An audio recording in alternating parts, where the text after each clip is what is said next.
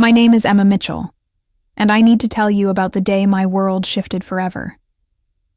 It was a crisp October morning in 2023, and I was standing in my mother's kitchen in Dayton, Ohio, watching my 4-year-old daughter Lily spin in circles near the window.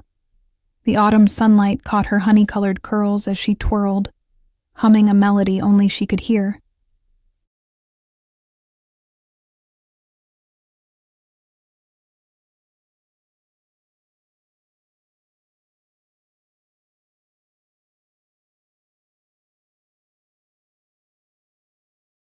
"And Emma, we need to talk," my mother said, her voice carrying that tone I'd learned to dread over the past few months.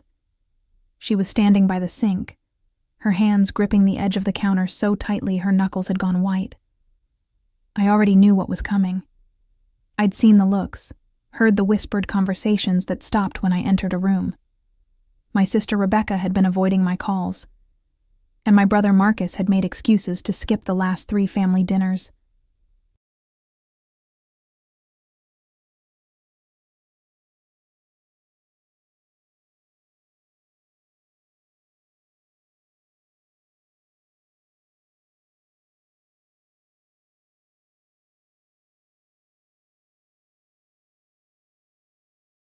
Even my own father, who used to light up whenever Lily walked into a room, had grown distant and uncomfortable around her.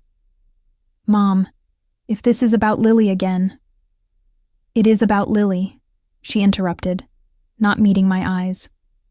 "And I'm sorry, sweetheart, but we've all been talking, and we think it might be better if you and Lily didn't come to family gatherings for a while." The words hit me like a physical blow.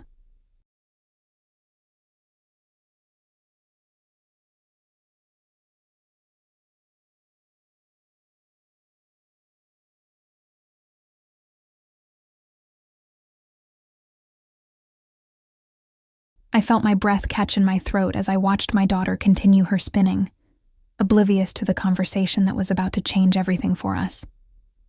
"You're uninviting your own granddaughter?" I whispered, hardly believing what I was hearing. My mother finally looked at me, and I saw something in her eyes that broke my heart. Not malice, but fear. Fear of my own child. "She's different, Emma. You have to see that."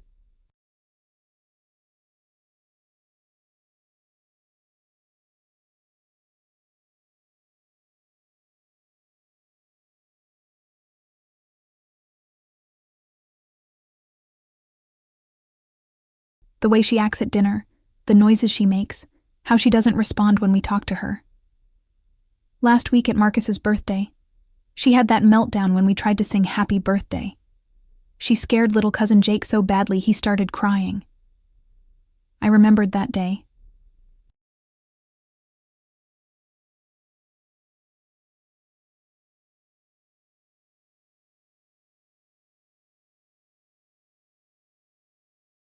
Lily had covered her ears and started rocking back and forth, making what my family called those weird sounds. I'd tried to comfort her, but she'd seemed unreachable, trapped in her own world of distress. My brother Marcus had made a comment about getting her under control, and my sister-in-law had given me those pitying looks that made me want to disappear. "She's just sensitive, Mom. She's going through a phase." "Emma, honey, it's not a phase."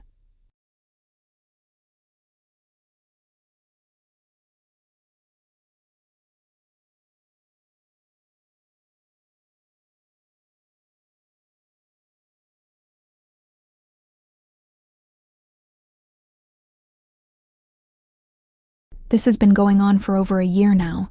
The family has been patient, but we have other children to think about. When Lily gets upset, it affects everyone. And frankly, she paused, choosing her words carefully. "Some of us are wondering if maybe you're not being the parent she needs. Maybe she needs more structure, more discipline." Those words cut deeper than anything else she could have said. More discipline.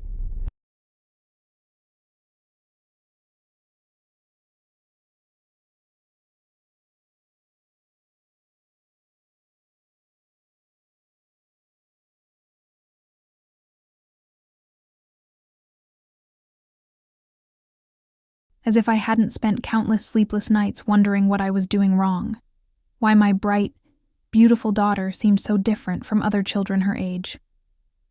I'd been a single mother since Lily was born. Her father, David, had walked out when I was 6 months pregnant, saying he wasn't ready for the responsibility. I'd thought I could handle everything on my own.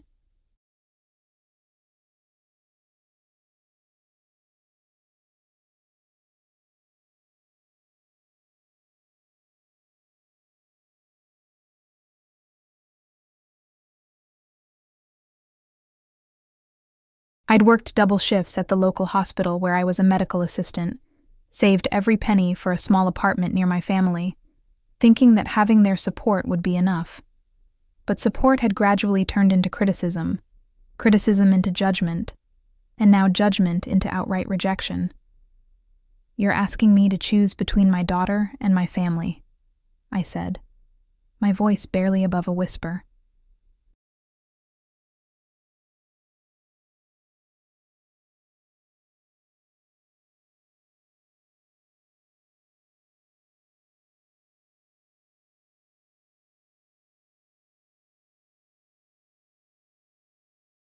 We're asking you to get her the help she needs," my mother replied. "There are places, Emma, special schools. Maybe if you got her evaluated."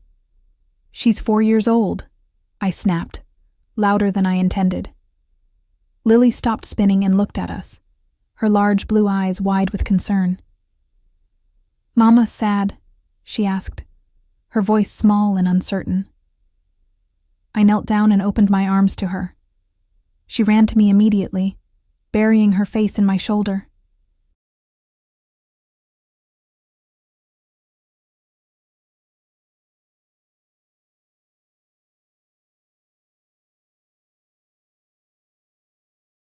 Her little body trembled slightly, the way it always did when she sensed tension in the room. "No, baby," I whispered into her hair. "Mama's okay." But I wasn't okay. I was falling apart, standing in my childhood kitchen, holding my daughter while my own mother essentially told me we were no longer welcome in the family I'd counted on for everything. "I think we should go," I said, standing up with Lily in my arms. My mother's face crumpled slightly.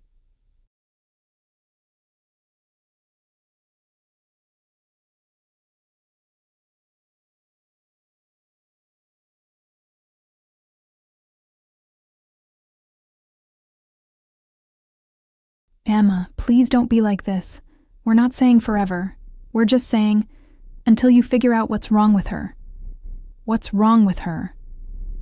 Those 4 words echoed in my head as I gathered our things and walked to my beat-up Honda Civic.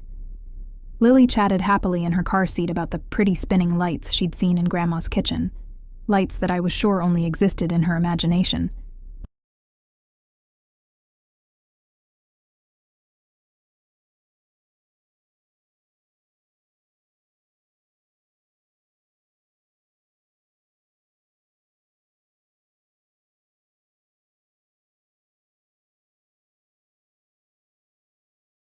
As I drove back to our small apartment, I caught glimpses of her in the rearview mirror.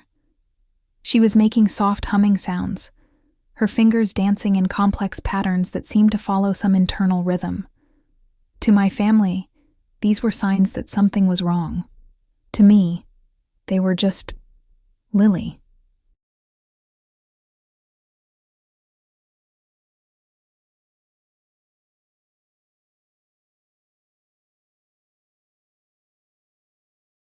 That night, after I'd put her to bed with her favorite weighted blanket and the soft instrumental music she insisted on having, I sat in our tiny living room and really looked at our life for the first time in months.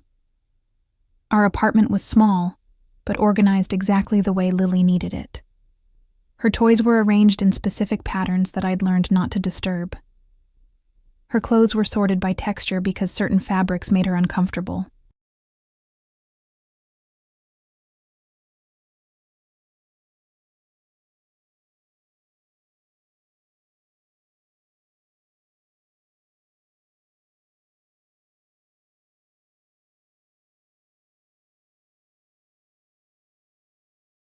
Her daily routine was precise because changes upset her deeply.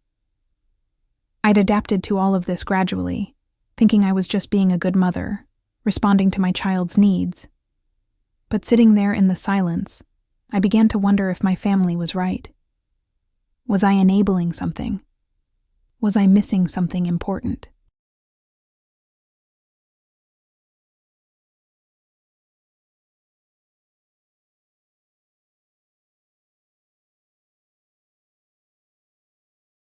The next morning, I called in sick to work and spent hours online, researching everything I could about child development, behavioral issues, anything that might explain why Lily was so different from other children her age.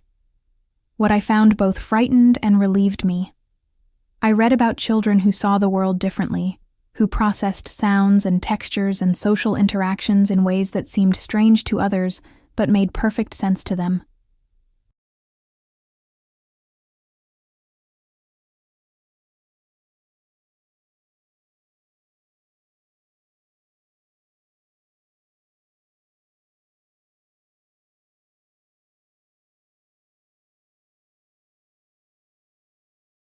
I read about families torn apart by misunderstanding, about children who were brilliant and loving but couldn't express it in conventional ways. And I read about mothers like me, who'd spent years thinking they were failing their children when really, their children just needed different kinds of support and understanding.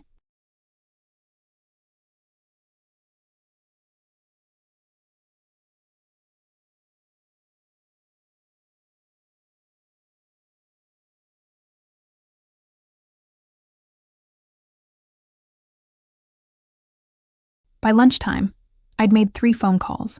One to my pediatrician requesting a referral for a developmental evaluation, one to my bank to check if my insurance would cover it, and one to my best friend Jessica, who'd been the only person consistently supportive through all of this.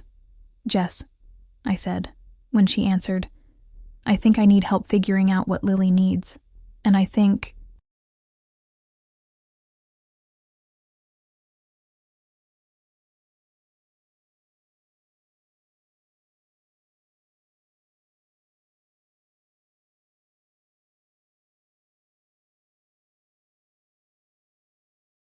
"I think my family might be wrong about her." "Oh, honey." Jessica's voice was warm with relief. "I've been hoping you'd say that for months. There's nothing wrong with Lily. She's just Lily. But maybe understanding why she's different will help everyone else see what you and I already know." "What's that?" "That she's absolutely perfect exactly as she is." As I hung up the phone, I felt something I hadn't experienced in months. Hope.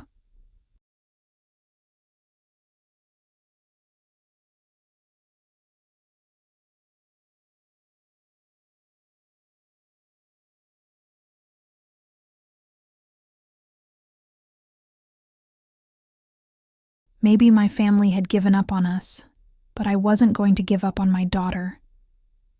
Whatever Lily needed, whatever answers were out there, I was going to find them. I just had no idea how much that decision would change everything. Not just for Lily and me, but for everyone who'd written her off as too strange to love. The waiting room at the Dayton Children's Development Center smelled like disinfectant and anxiety.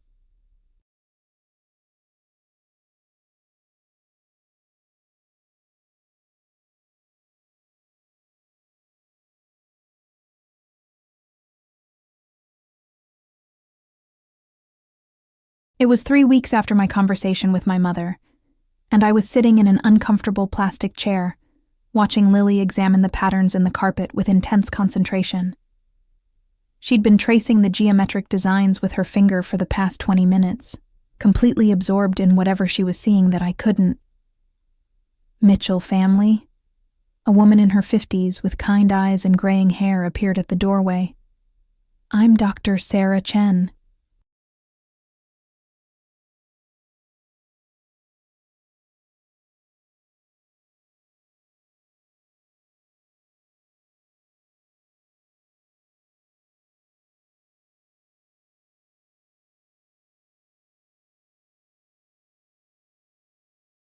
"Are you ready for us?"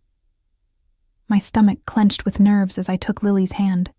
She didn't like transitions, and I could already see the signs of distress in the way her shoulders tensed when I interrupted her carpet investigation. "Come on, baby," I whispered. "We're going to meet a nice lady who wants to play some games with you." The evaluation room was warm and inviting, filled with toys and books and soft lighting. Dr.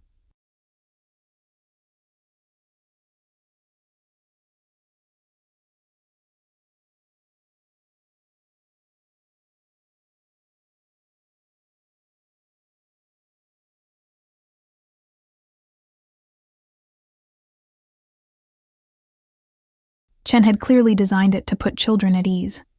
But Lily immediately gravitated to a corner where a small table held what looked like sorting toys, organized by color and shape. "She has good organizational instincts," Dr. Chen observed, making a note on her clipboard. "How long have you been concerned about Lily's development?" I found myself telling the whole story, the family gatherings, the meltdowns, the way Lily seemed to exist in her own world sometimes. Dr.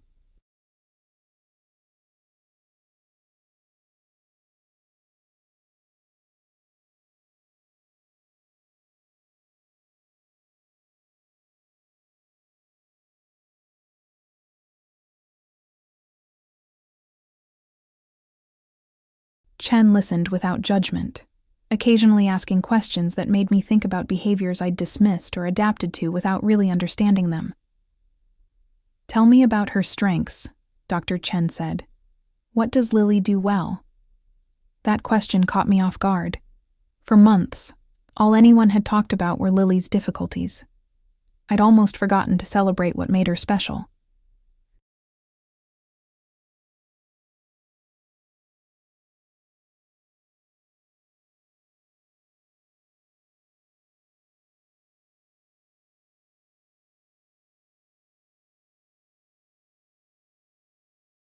"She's incredibly smart," I began, watching as Lily carefully arranged blocks in a complex pattern.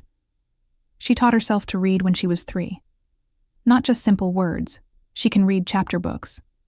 And she notices everything.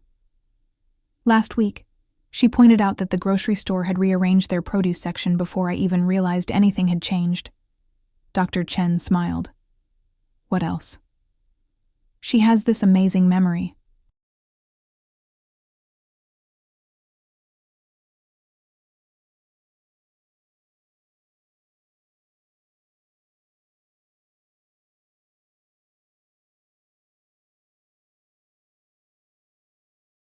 She can remember conversations from months ago, word for word.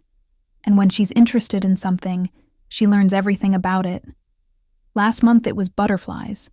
She memorized every species native to Ohio and could tell you their migration patterns. As I talked, I realized I was describing a child who wasn't broken or difficult, just different.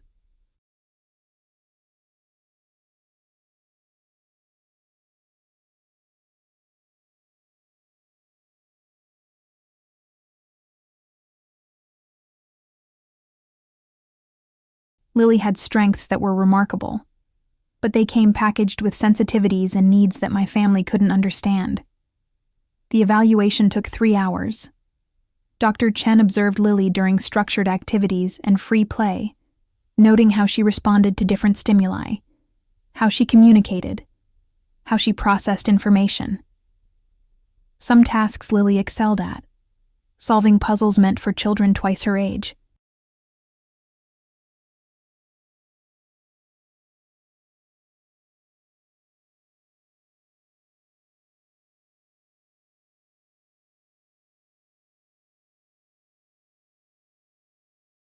Others clearly overwhelmed her, especially anything involving loud sounds or unexpected touches.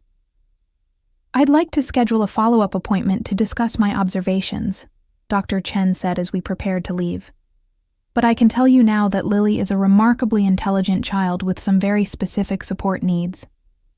Driving home, I felt both relieved and terrified. We were finally getting answers, but I wasn't sure I was ready for what those answers might mean.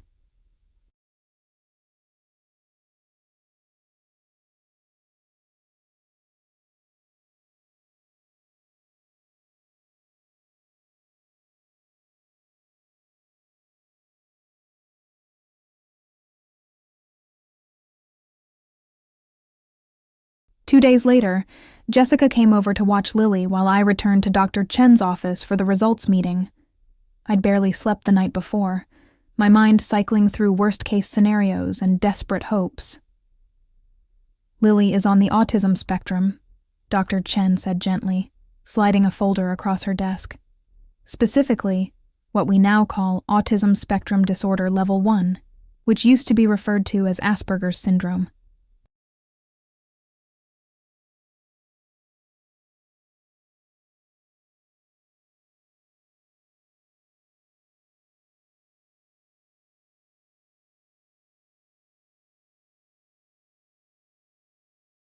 She's what many people call a high-functioning autistic child, though I prefer to say she's autistic with strong communication and intellectual abilities. The word autism hit me like a punch to the chest, not because I thought there was anything shameful about it, but because I realized how much I didn't know, how much I'd misunderstood about my own daughter. "What does that mean for her? For us?" I asked, my voice barely steady. "Doctor."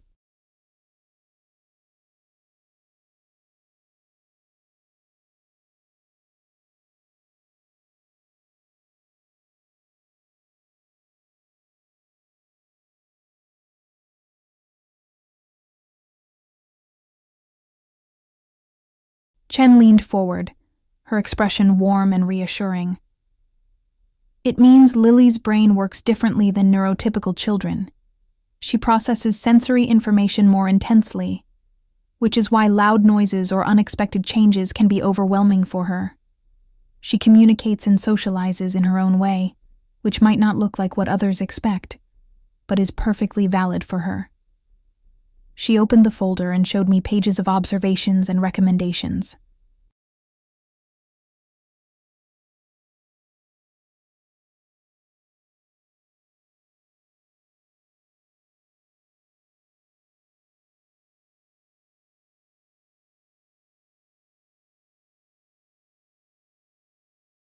The good news is that with understanding and support, autistic children can thrive.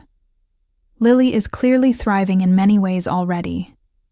You've been doing an excellent job adapting to her needs, even without knowing why those needs existed. I felt tears starting to form. My family thinks something's wrong with her. They think I'm not disciplining her enough, that I'm enabling bad behavior. Unfortunately, that's a common misconception, Dr. Chen said sadly.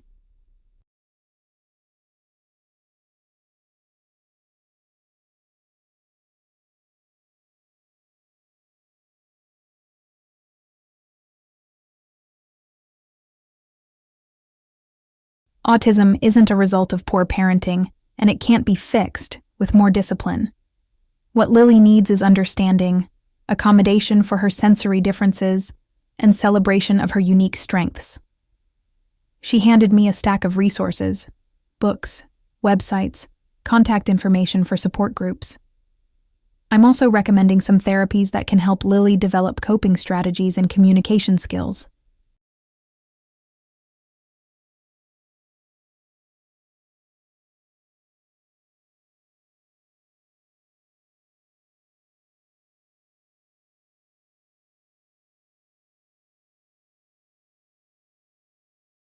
Occupational therapy for sensory processing, and maybe some social skills support. But Emma, she looked directly at me. Lily doesn't need to be cured. She needs to be understood and accepted for who she is. Over the next few weeks, I threw myself into learning everything I could about autism. I read books, joined online forums, and connected with other parents of autistic children.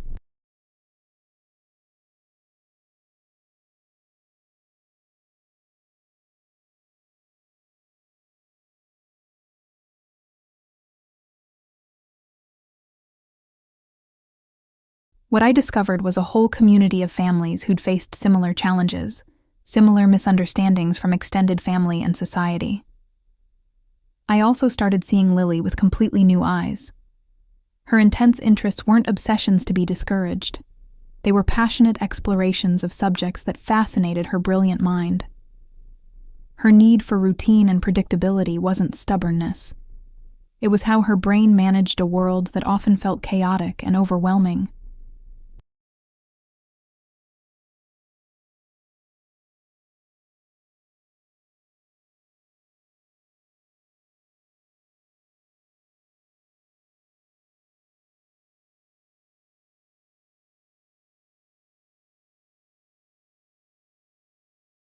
Her unique way of playing and communicating wasn't wrong.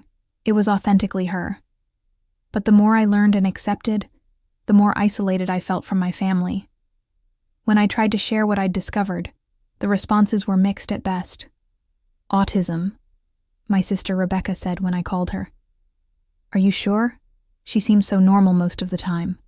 Maybe you should get a second opinion." My brother Marcus was more direct.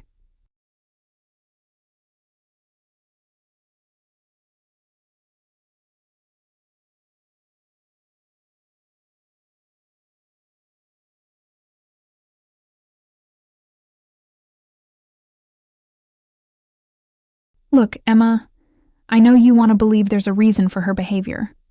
But have you considered that maybe you're just looking for excuses? Kids need boundaries." The most painful conversation was with my mother. I'd driven to her house with a folder full of information about autism, hoping that understanding might lead to acceptance. "I've been reading about this," I said, spreading pamphlets across her kitchen table. "Mom, this explains everything."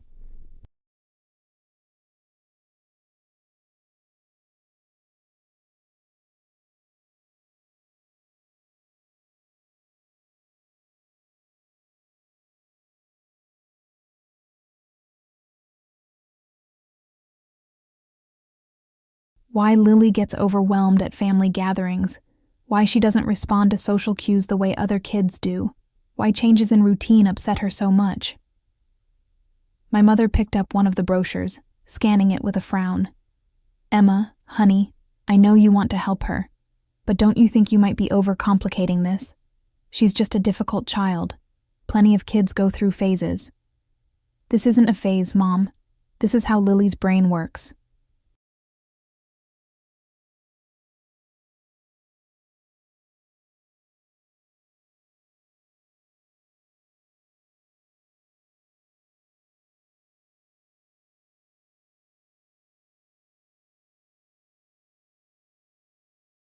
And she's not difficult. She's different. There's a whole community of people like her, who live full, happy lives when they're understood and supported. "But what about her future?" my mother asked. "What about school, friends, marriage, children? If this is really what's wrong with her, what kind of life will she have?" The word "wrong" stung, but I tried to stay patient. There's nothing wrong with her. She's autistic, not broken.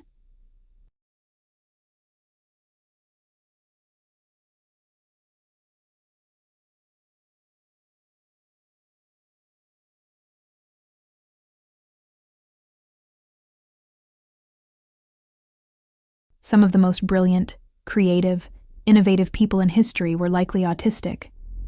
She'll have challenges, but she'll also have incredible strengths that neurotypical people don't have.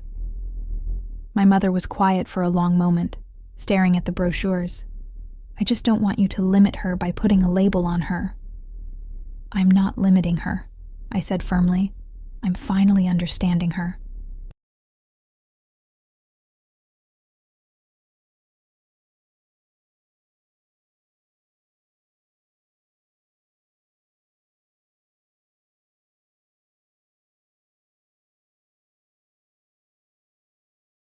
And that understanding is going to help her reach her full potential. But I could see in my mother's eyes that she wasn't convinced. To her, autism was still something tragic, something that meant Lily would never be normal. The idea that normal was overrated, that neurodiversity was valuable, was too foreign for her to grasp. That night, I sat in Lily's room watching her sleep. She looked so peaceful, her face relaxed and content.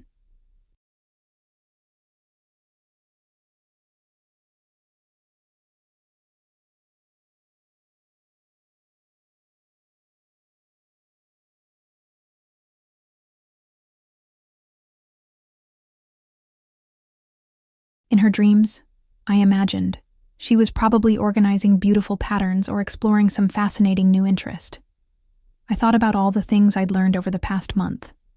How autistic children often struggled not because of their autism, but because of a world that didn't understand or accommodate their needs. How many brilliant autistic adults had been told as children that they were wrong or broken, when really they just needed different kinds of support.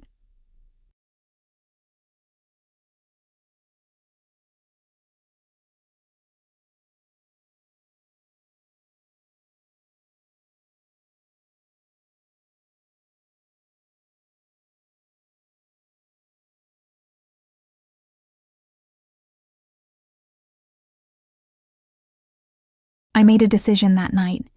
If my family couldn't accept and understand Lily as she was, then I would find people who could. I would build a new community around us, one that celebrated neurodiversity instead of trying to cure it. I started with Jessica, who'd been nothing but supportive since the beginning. I want to learn everything I can about helping Lily thrive, I told her. Will you help me? Of course, she said immediately.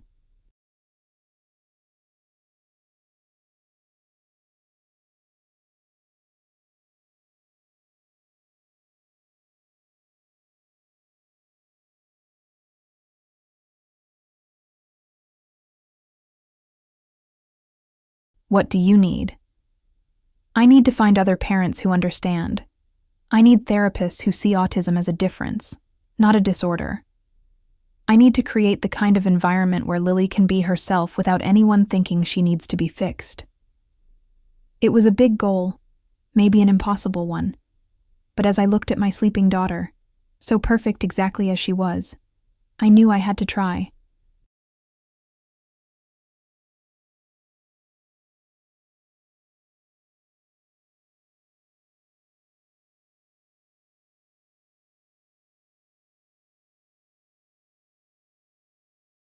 What I didn't know was that my quest to understand and support Lily would eventually lead to a revelation that would shock my entire family and force them to confront everything they thought they knew about being normal.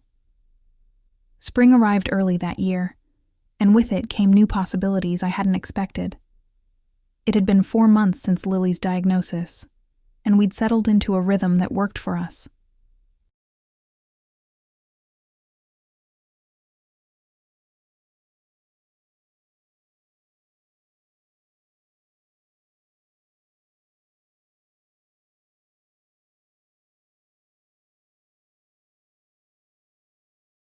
Lily was thriving with her new occupational therapist, Miss Katie, who understood that Lily's need to organize toys by color wasn't compulsive behavior, but a way her brain found comfort and control. I'd also found something I hadn't realized I was looking for, a community. The monthly support group meetings at the Dayton Autism Society had become a lifeline.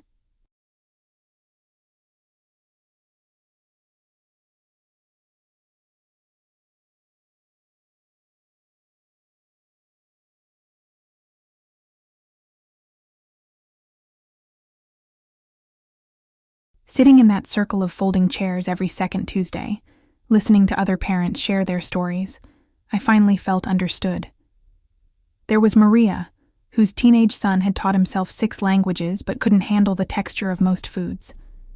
There was David, a single father whose daughter was nonverbal, but created the most beautiful art I'd ever seen. And there was Catherine, whose 8-year-old son had been excluded from family gatherings just like Lily.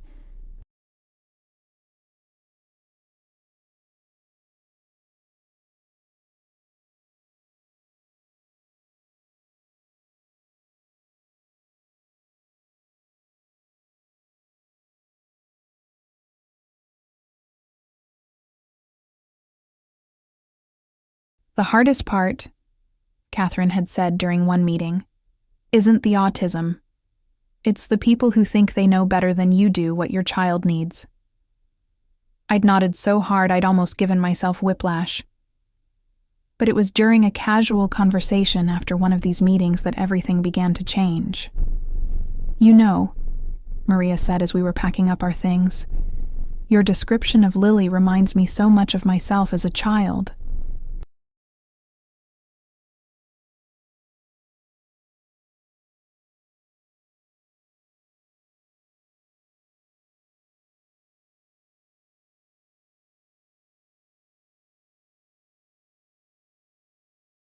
The intense interests, the sensory sensitivities, the need for routine. I wasn't diagnosed until I was 35. That comment stayed with me as I drove home. I'd been so focused on understanding Lily that I hadn't really thought about where her traits might have come from. Autism was largely genetic. I'd learned that much from my research. So if Lily was autistic,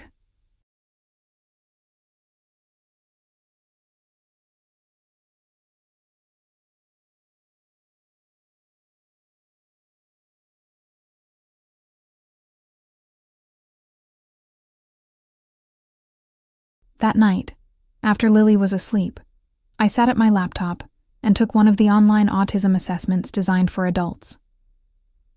Question after question felt like someone had been watching my life. Do you have intense, specific interests that others find unusual? Yes, I'd been obsessed with medical dramas since I was a teenager, could recite entire episodes of Grey's Anatomy, and had chosen my career partly because hospitals felt familiar and predictable.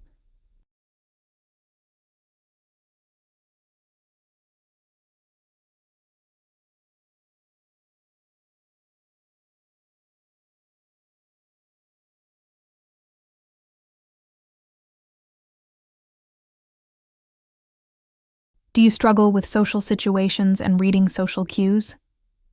Yes.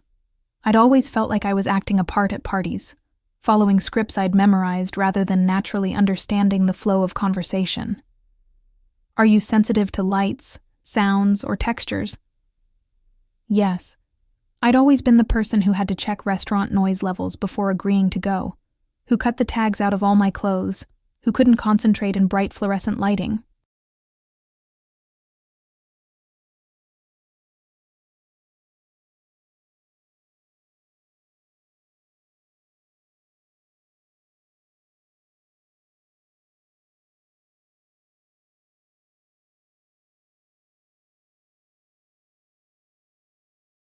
The assessment results suggested I should speak with a professional about the possibility of being on the autism spectrum. I stared at the screen for a long time, my mind racing through memories I'd never connected before. How I'd been called shy and quirky as a child, but had really just felt overwhelmed by the complexity of social interactions. How I'd excelled academically, but struggled to make friends.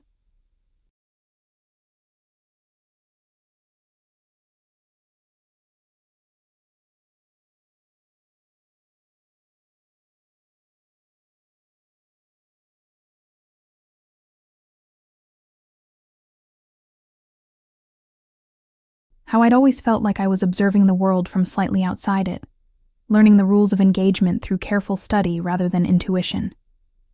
The more I thought about it, the more sense it made. And if I was autistic, that meant... I called Dr. Chen the next morning. I'd like to schedule an evaluation for myself, I said, my voice shaking slightly. I think I might be on the spectrum too. There was a pause. Then Dr.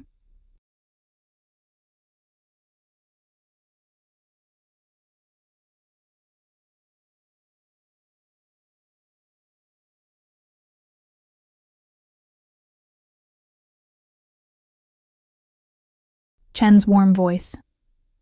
That's actually quite common, Emma. Many parents discover their own neurodivergence when their children are diagnosed. I can refer you to a colleague who specializes in adult autism assessments. 3 weeks later, I was sitting across from Dr. Jennifer Walsh, a psychologist who specialized in diagnosing autism in women and adults who'd been missed as children.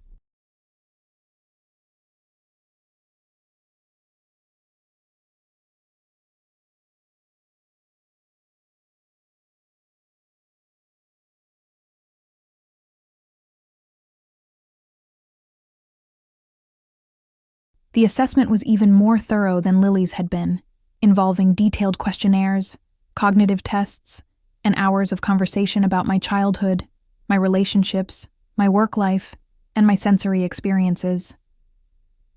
Emma, Dr. Walsh said at our follow-up appointment, you are definitely on the autism spectrum. Like Lily, you would be considered level 1, or what used to be called Asperger's.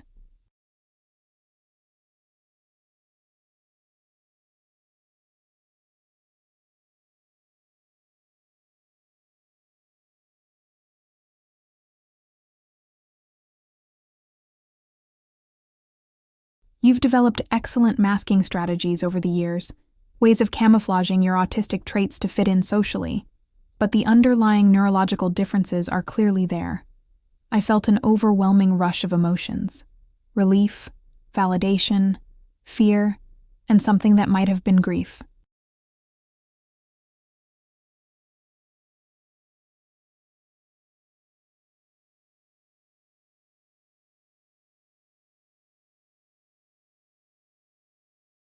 Relief that there was a reason I'd always felt different.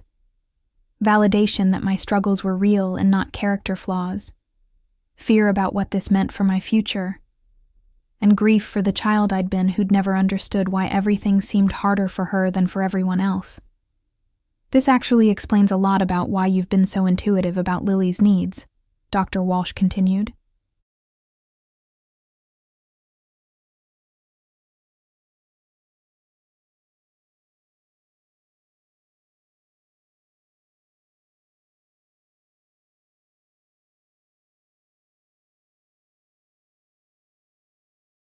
You were unconsciously recognizing behaviors and sensitivities that mirrored your own experiences. Over the next few days, I found myself re-examining my entire life through this new lens. My failed relationship with Lily's father made more sense. David had always complained that I was too intense about my interests, that I didn't pick up on his hints and cues, that I was exhausting to be around when I was overwhelmed.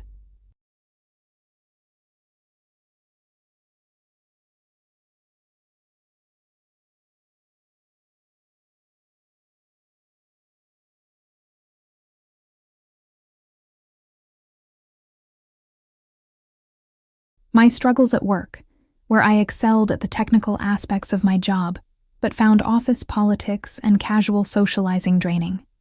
My lifelong feeling of being somehow fundamentally different from other people. But I also began to see my strengths more clearly. My attention to detail that made me excellent at medical procedures. My ability to hyperfocus that allowed me to research Lily's needs so thoroughly.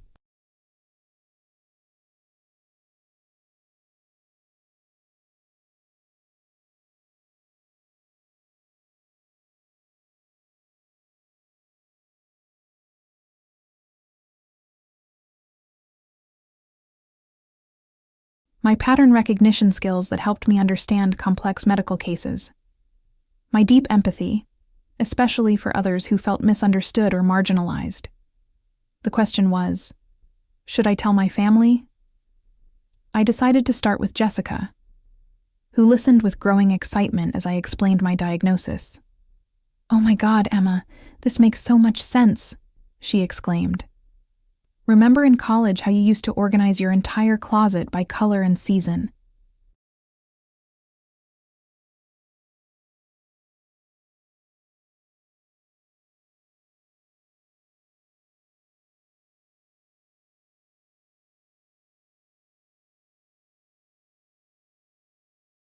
And how you could never study with music playing but needed that specific white noise app, and how you always knew exactly what to say to comfort people who were struggling, but you could never figure out small talk at parties.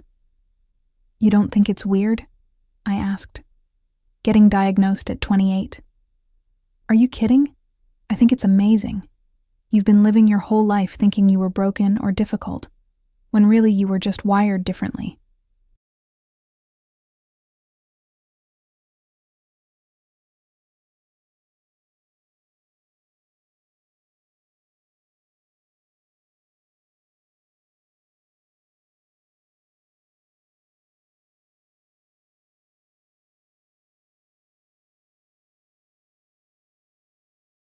And now you can stop trying so hard to be someone you're not.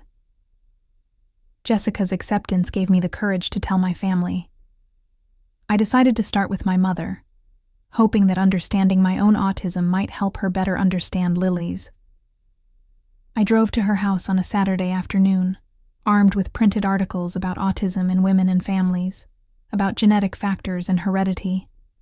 I found her in her garden, tending to the roses she'd been growing for 20 years.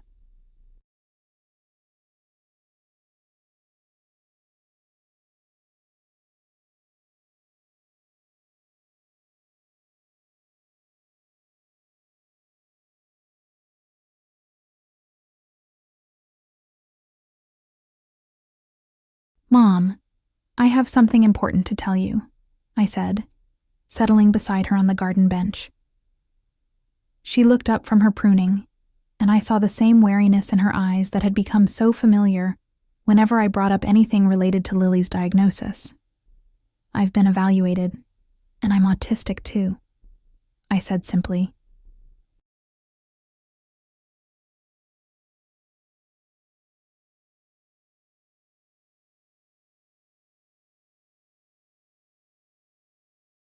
It runs in families, and it explains a lot about why I've always been different, and why I understand Lily's needs so instinctively.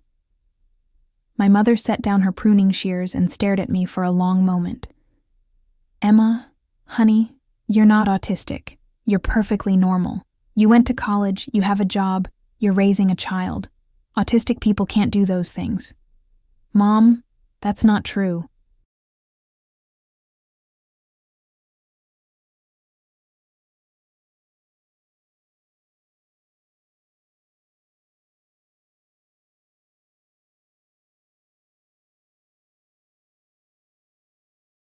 Autism is a spectrum, and many autistic people live completely independent lives. They're doctors, teachers, artists, parents. The stereotype you're thinking of represents only a small portion of autistic people, but I could see she wasn't hearing me. To her, autism was still Rain Man, still something tragic and limiting.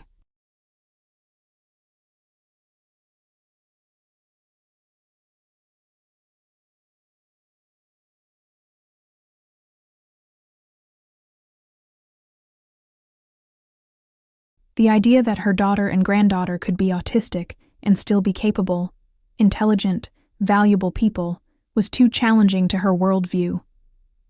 I think you're overanalyzing yourself, she said finally. You've been reading too much about this autism business. Not every little quirk needs a medical explanation. The dismissal stung, but I wasn't entirely surprised. I tried a different approach.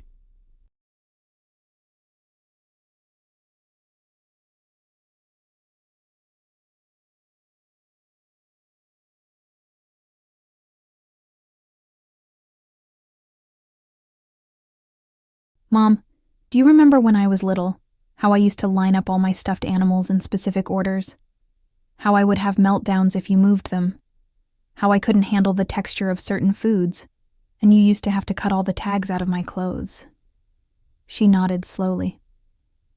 Do you remember how I excelled in school but had trouble making friends?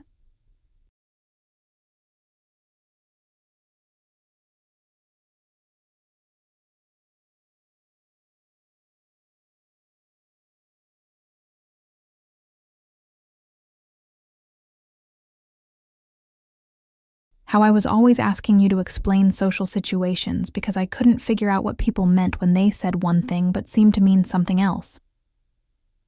You were just a sensitive child, she said defensively. There's nothing wrong with being sensitive. There's nothing wrong with being autistic either, Mom. It's just a different way of experiencing the world.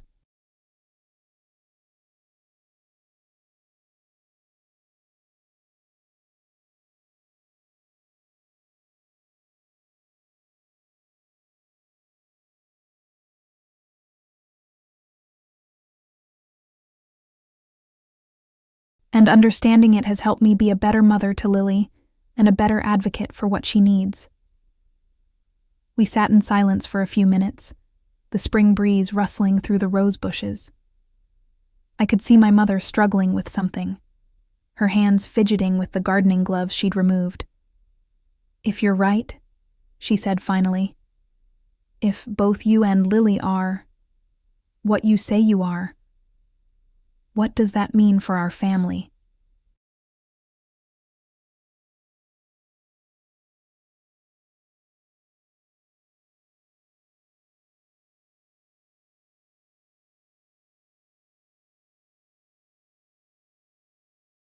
What does that mean I did wrong as your mother? The pain in her voice broke my heart.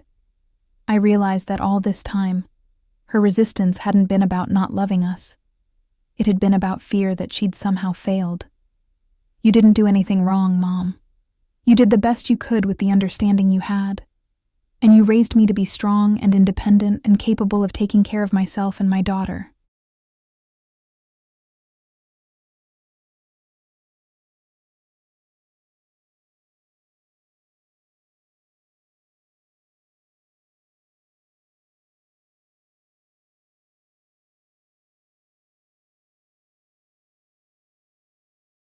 That's not failure, that's success. But I could see that my reassurance wasn't enough to overcome decades of misconceptions and fears. My mother needed time to process this revelation, time to understand that autism wasn't the tragedy she'd believed it to be.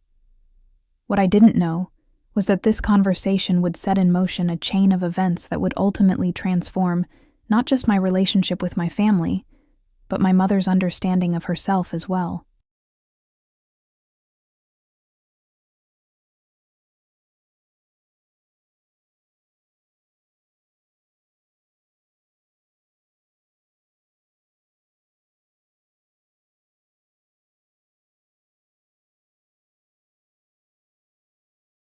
Sometimes the truth has a way of surfacing in the most unexpected places, revealing connections and patterns that have been there all along, waiting for someone brave enough to see them clearly.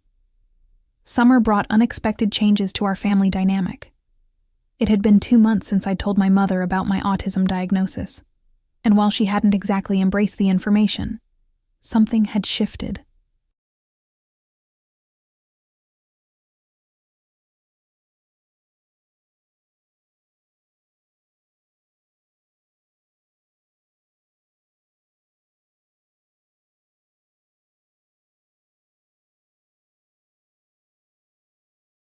She'd started asking careful questions about Lily's therapy sessions, about the books I was reading, about the support group meetings that had become so important to me.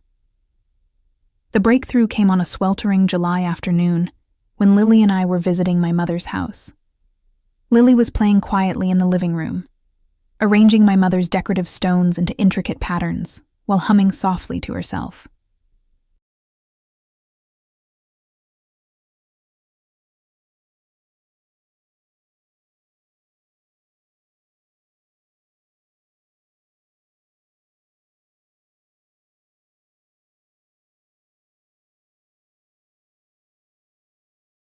My mother was watching her with an expression I couldn't quite read. "She's very focused," my mother observed. "She is," I agreed. "She can work on patterns like that for hours. It's one of her strengths, that ability to concentrate deeply on things that interest her." My mother was quiet for a moment, then said something that surprised me. "I used to do that." "Do what?" "Arrange things."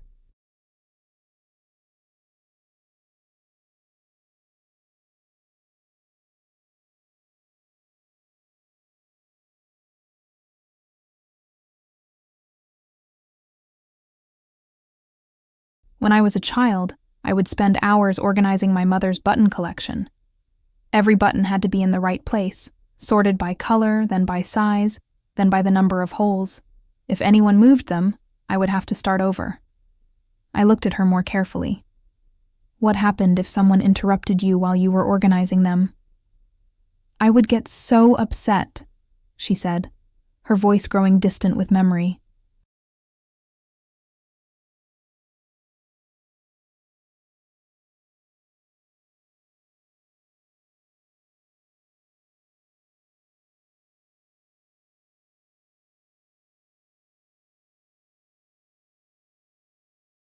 My mother used to say I had fits when my button arrangements were disturbed. She thought I was being dramatic, seeking attention. But really, having them out of order felt wrong, like the whole world was tilted. Something cold settled in my stomach as I listened to her. "Mom, what else do you remember about being a child? Did you have other things that were particular about?" She was quiet for so long I thought she might not answer.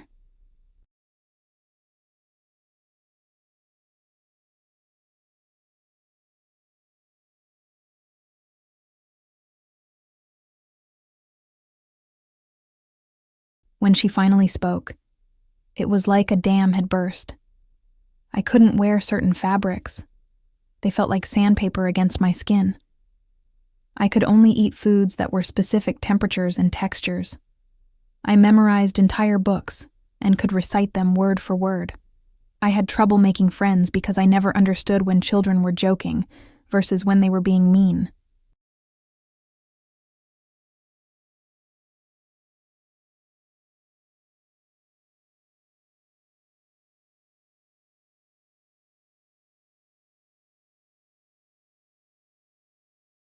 I preferred playing alone with my dolls, creating elaborate scenarios and stories. My heart was racing. Mom, did anyone ever suggest that these might be signs of something? Oh, they had plenty of suggestions, she said with a bitter laugh.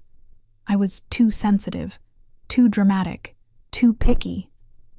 My father used to say I would never survive in the real world if I didn't toughen up.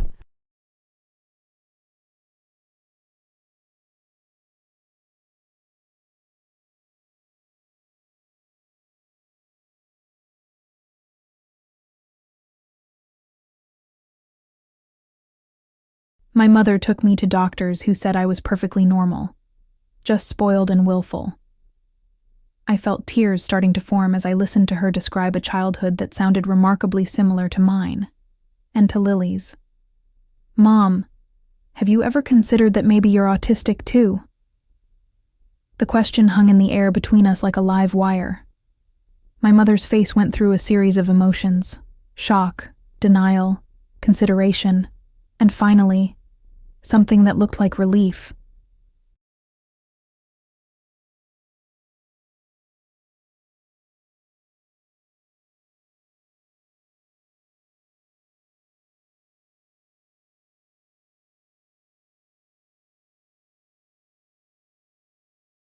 "Oh, that's impossible," she said, but her voice lacked conviction.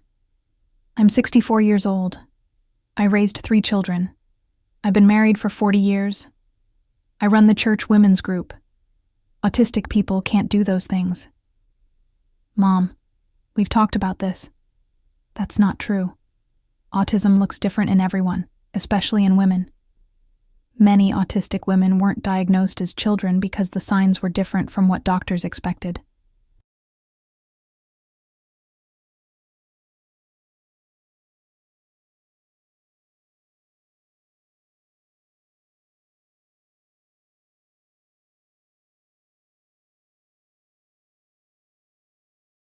They were called quirky, or sensitive, or difficult, instead of autistic. I could see her processing this information, connecting dots she'd never thought to connect before. "If what you're saying is true," she said slowly, "then it would mean that autism runs through 3 generations of our family. You, me, and Lily."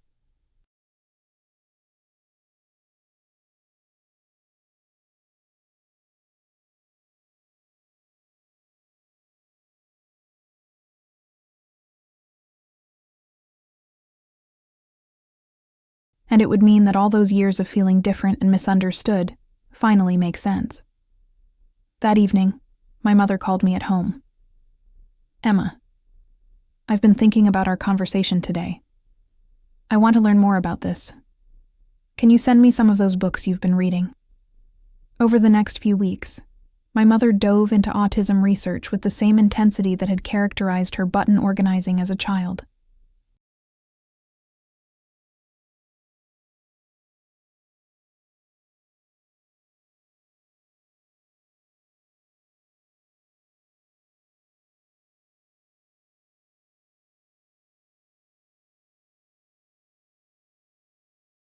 She read every book I recommended, watched documentaries, and even attended one of my support group meetings as a guest. "These women," she told me after the meeting, "they're talking about experiences I've had my entire life, but never had words for."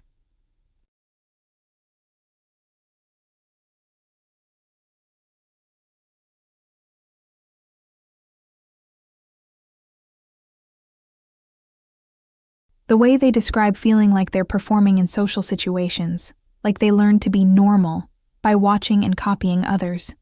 That's exactly how I've felt for 64 years. The change in my mother was remarkable. As she began to understand her own neurodivergence, she also began to see Lily with completely different eyes. Instead of viewing Lily's behaviors as problems to be fixed, she started recognizing them as traits they shared.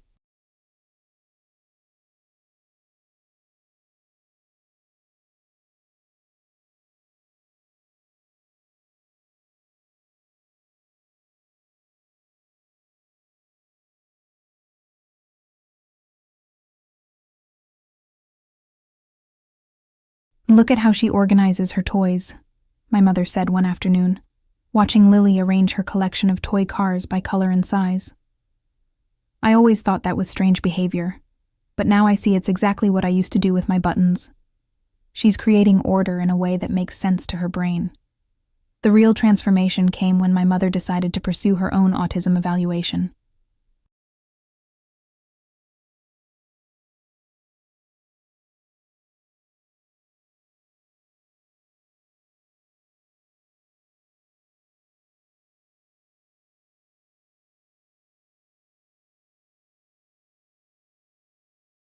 At 64, she was nervous about the process, but determined to understand herself better. "I've spent my whole life thinking there was something wrong with me," she told Dr. Chen during their first meeting. "If there's even a chance that those feelings have an explanation, I need to know." The evaluation confirmed what we'd all begun to suspect. My mother was indeed autistic.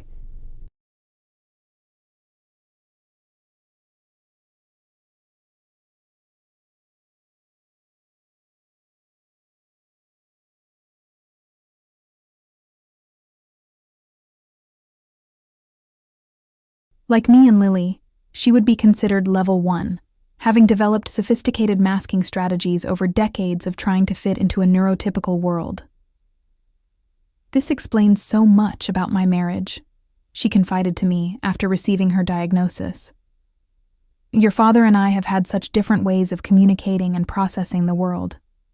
He's always been frustrated by my need for routine, my difficulty with spontaneous plans, my intense focus on specific interests."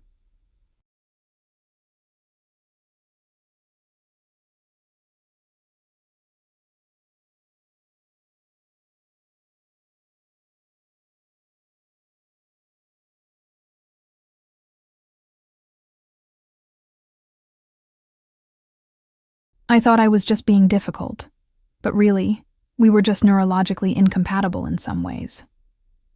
But the most significant change was in her relationship with Lily. My mother began spending one-on-one time with her granddaughter, not trying to make Lily more normal, but instead connecting with her on her own terms. "We're working on a butterfly garden together," my mother told me excitedly one day.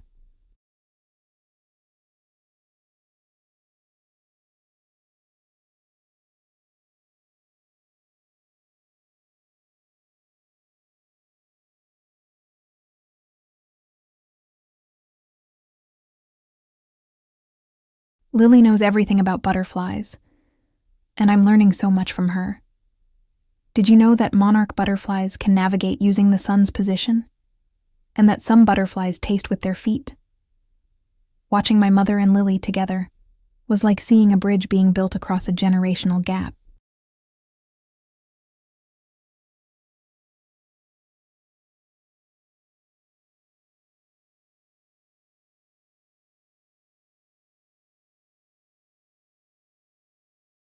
They would sit for hours, Lily sharing her encyclopedic knowledge of whatever her current interest was, my mother listening with genuine fascination and contributing her own observations.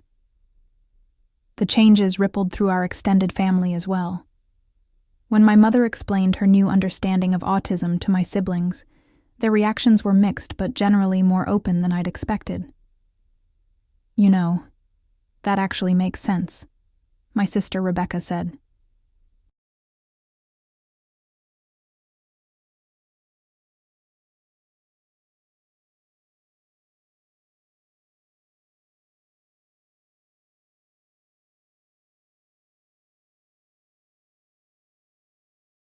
Mom has always been different. Remember how she used to rearrange the entire house when she was stressed? and how she could never handle it when we changed plans at the last minute. My brother Marcus was more skeptical, but even he began to notice patterns he'd never connected before. "I always wondered why Mom seemed to know so much about random topics," he admitted.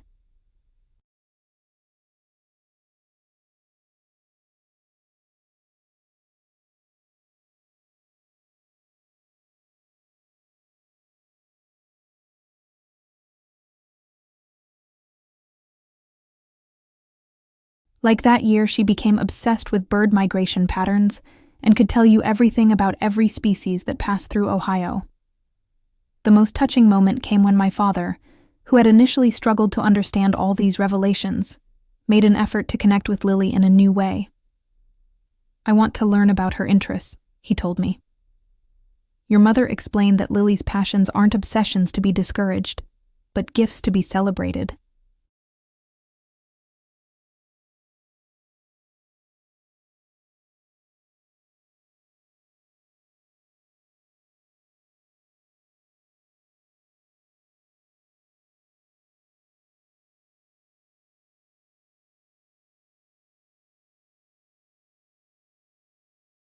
So, if she wants to tell me about butterflies or patterns or whatever she's fascinated by this week, I want to listen properly.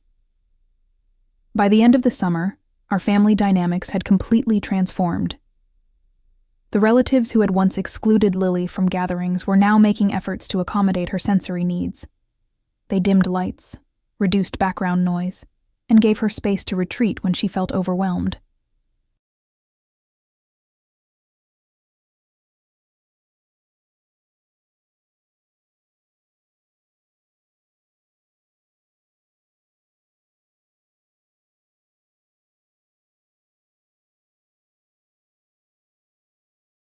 More importantly, they began to see her autism not as a deficit, but as a different way of experiencing and understanding the world.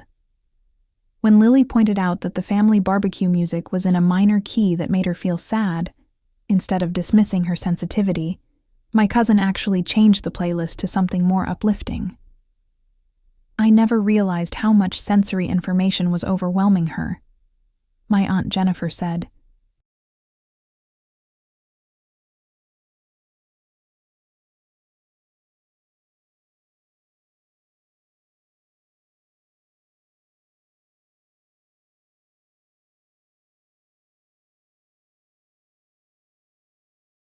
And now that we're paying attention, it's amazing how much she notices that the rest of us miss completely. The revelation that autism ran through 3 generations of our family had done more than just provide explanations for past struggles. It had created a new foundation of understanding and acceptance that strengthened all our relationships. But perhaps the most beautiful change was in my mother's relationship with herself.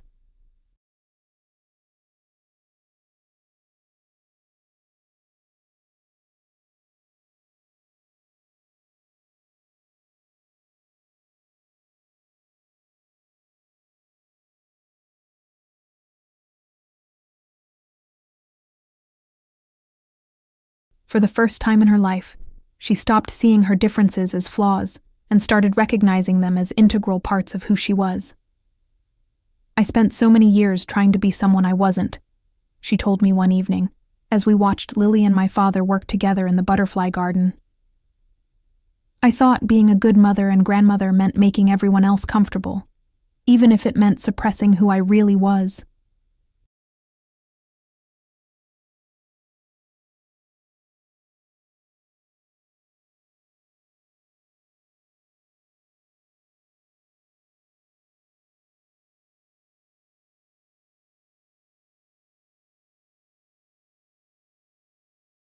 But watching you advocate for Lily, seeing how you celebrate her exactly as she is, it made me realize that authenticity is a gift we give not just to ourselves, but to our families. As I watched 3 generations of autistic women in my family finally understanding and accepting each other, I realized that our journey had come full circle.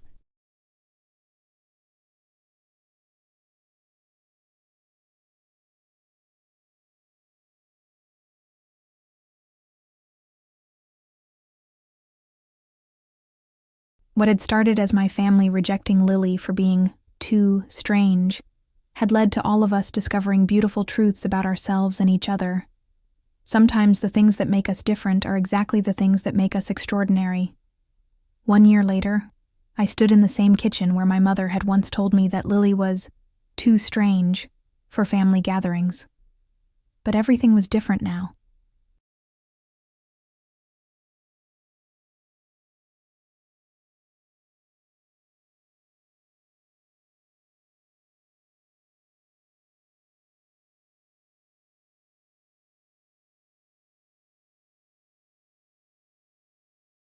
The house was filled with the sounds of laughter and conversation, and at the center of it all was Lily, confidently explaining the life cycle of painted lady butterflies to her rapt audience of cousins. It was Thanksgiving 2024, and our family gathering looked nothing like the strained, uncomfortable events of the past. The lighting was softer, accommodating Lily's sensory needs. The music was kept low and gentle.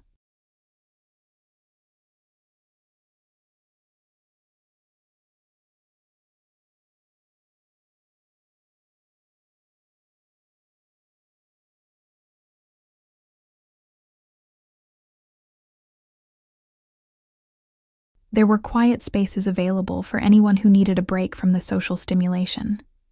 And most importantly, there was understanding where there had once been judgment. "Aunt Emma," my nephew Jake said, tugging on my sleeve. "Lily says butterflies taste with their feet. Is that really true?" "It is," I smiled, watching Lily beam with pride at being taken seriously.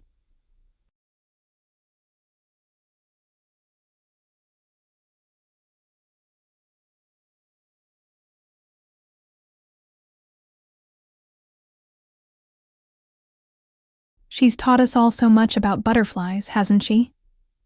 Jake nodded enthusiastically and ran back to join the group of children gathered around Lily, all of them genuinely fascinated by her knowledge. This was the same little boy who had been frightened by Lily's meltdown at Marcus's birthday party 2 years ago. Now he was one of her biggest admirers.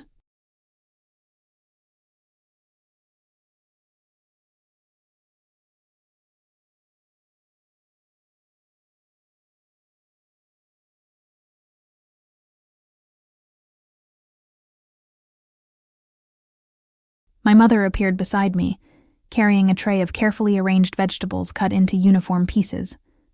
An accommodation she'd learned helped Lily feel more comfortable eating at family gatherings. "She's really blossomed, hasn't she?" my mother said, watching her granddaughter with obvious pride. "She hasn't changed, Mom," I said gently. "She's always been this amazing."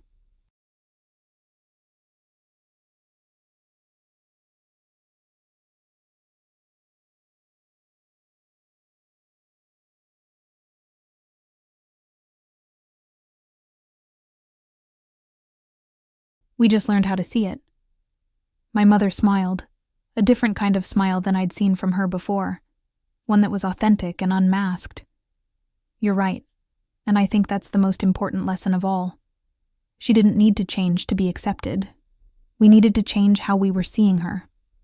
The past year had been transformative for all of us. My mother's autism diagnosis had opened doors to conversations we'd never been able to have before.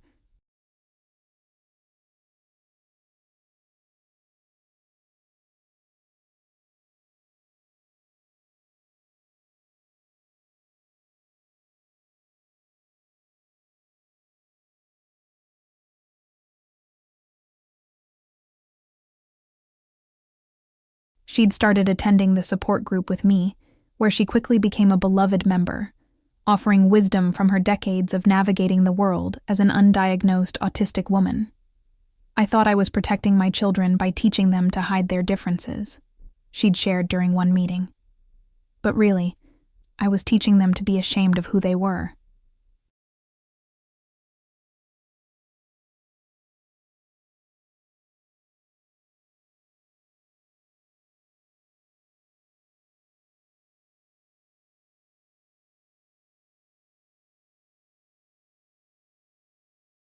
Emma broke that cycle by celebrating Lily exactly as she is. The ripple effects had extended far beyond our immediate family. My mother had become an advocate for autism awareness in our community, speaking at local schools and parent groups about recognizing autism in girls and women. Her story resonated with so many other families who had similar experiences of being misunderstood or misdiagnosed.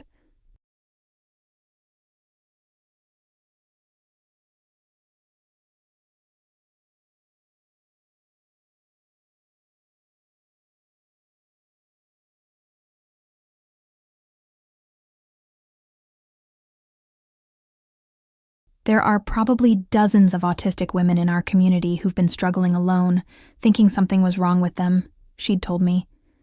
If sharing my story helps even one person understand themselves better, then all those years of feeling different will have been worth it. Lily, meanwhile, was thriving in ways I'd hardly dared to hope for. With the right support and understanding, she'd started pre-K at a school that embraced neurodiversity.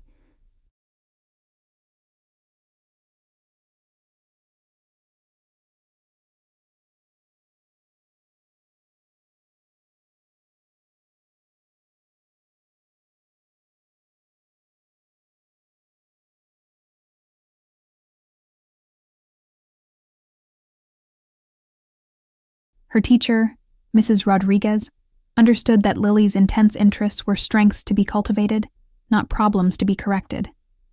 Lily taught our entire class about monarch butterfly migration patterns. Mrs. Rodriguez had told me at a recent parent conference. The other children were absolutely captivated.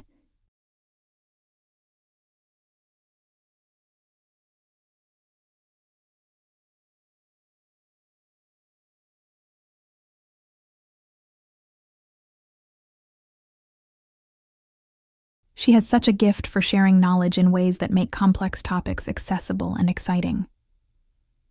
But perhaps the most beautiful change had been in Lily's relationship with her extended family.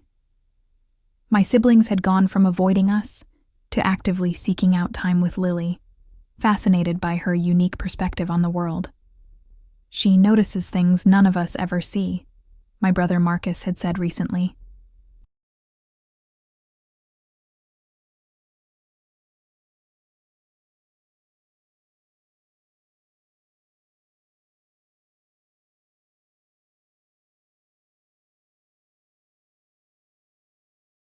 Last week, she pointed out that the grocery store had changed their floor pattern, and she was right. I must have walked through there 100 times without noticing, but she spotted it immediately. Even my sister Rebecca, who had initially been the most resistant to Lily's diagnosis, had become one of her strongest advocates. "I've learned so much from watching how you and Mom approach Lily's needs," she'd told me. "It's made me a better parent to my own kids."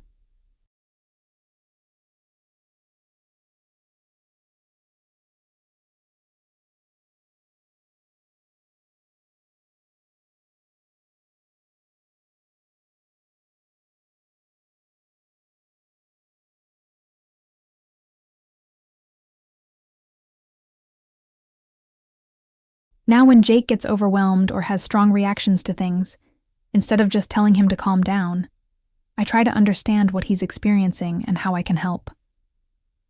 As I watched the family gathering unfold around me, I marveled at how far we'd all come. The conversation about Lily being too strange felt like it had happened in another lifetime, to different people.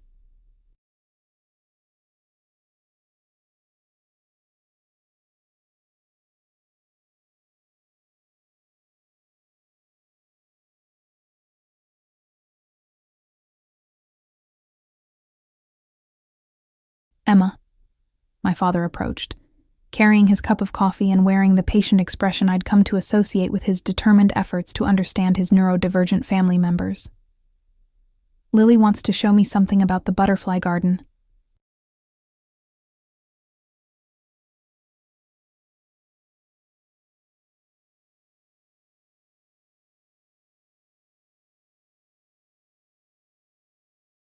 She says there's a pattern in how the caterpillars are positioning themselves that indicates they're ready to form chrysalises. I smiled at his careful pronunciation of scientific terms he'd been learning to keep up with Lily's explanations. "That sounds fascinating, Dad."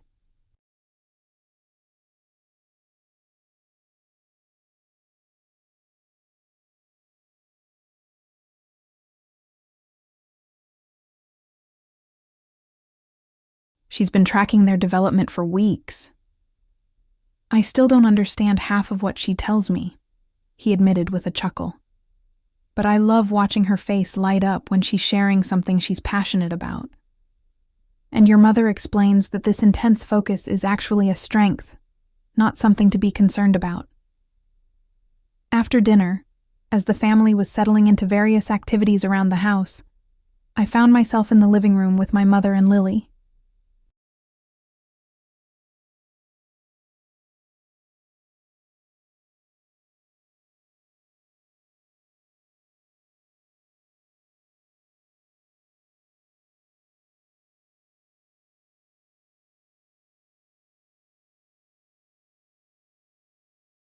Lily was showing my mother her latest project, a detailed chart tracking the migration patterns of 17 different butterfly species.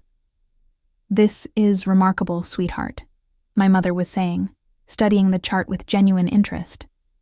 "You've documented so much information."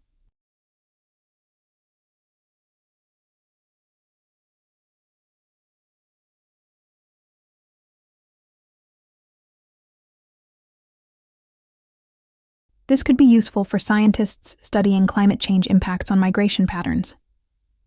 Lily beamed at the praise, then looked up at my mother with those bright blue eyes that saw so much more than most people realized. "Grandma, were you sad when you were little because people didn't understand you?" The question was so direct, so perceptive, that my mother paused for a moment before answering. "Yes, honey. I was sad sometimes. But you know what?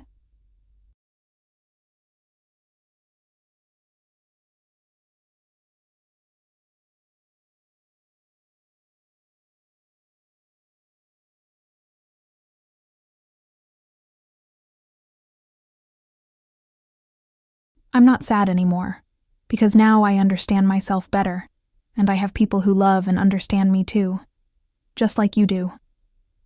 And Mama too," Lily added, reaching for my hand. "We're all the same kind of different." "Yes," my mother smiled. "We're all the same kind of different."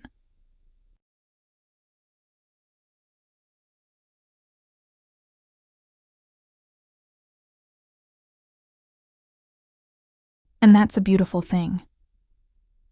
Later that evening, after everyone had gone home and Lily was asleep, my mother and I sat in her kitchen, the same kitchen where this journey had begun with such pain and misunderstanding.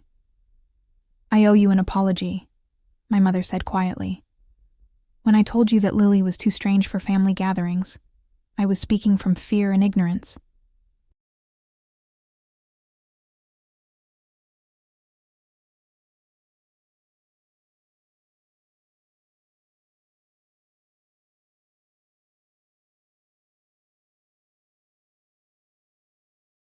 I was trying to protect the family from discomfort, but what I was really doing was protecting myself from having to confront my own differences. "Mom, you don't need to apologize. You were doing the best you could with the understanding you had at the time." "Maybe," she said, "but I want you to know how proud I am of you. You refused to accept that there was something wrong with Lily. You fought for her understanding and acceptance when I was pushing for conformity."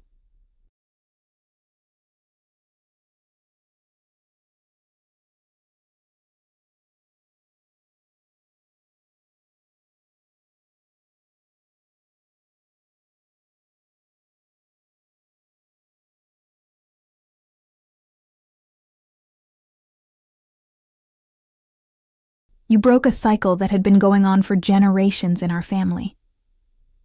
She paused, looking out the window at the butterfly garden where Lily and my father had been working together earlier. "You know, I think about all the autistic women who came before us, my mother, my grandmother, probably many others, who lived their entire lives thinking they were broken or difficult. They never had the chance to understand themselves or be understood by others.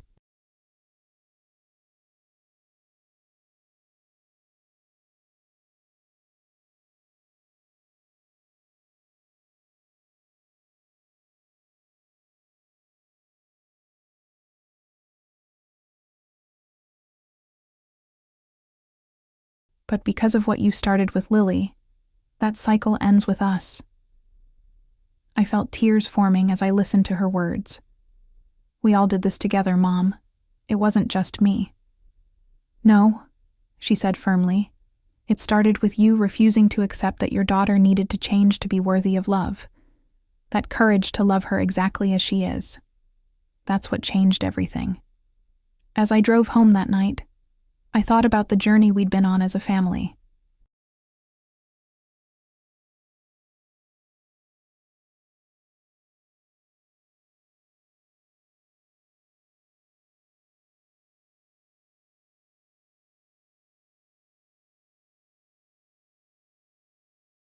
It had started with rejection and misunderstanding, progressed through diagnosis and education, and culminated in acceptance and celebration.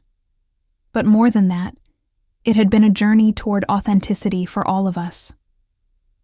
Lily was sleeping peacefully in her car seat, exhausted from a day of being fully herself around people who loved and appreciated her exactly as she was.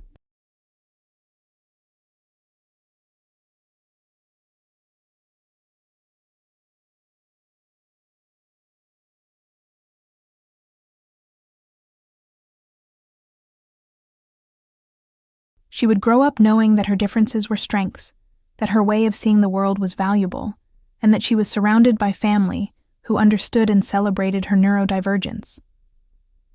The transformation of our family had rippled outward in ways I was still discovering. Other parents in our community had reached out for advice about their own children who might be autistic. Teachers had asked for resources about supporting neurodivergent students.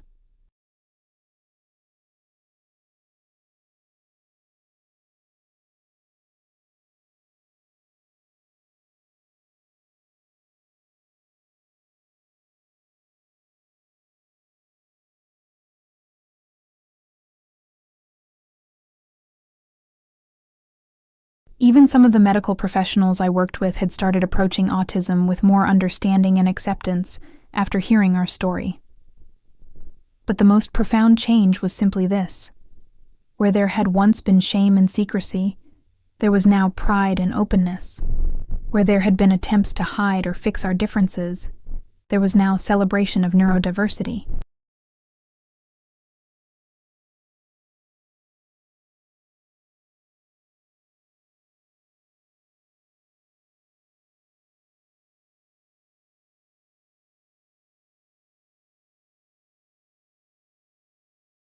Where there had been a family divided by misunderstanding, there was now a family united by acceptance and love. 6 months later, I stood at a podium in front of a room full of educators and parents, sharing our family's story as part of Autism Awareness Month. Lily sat in the front row next to my mother, both of them listening intently as I spoke about the importance of understanding and accepting autistic children.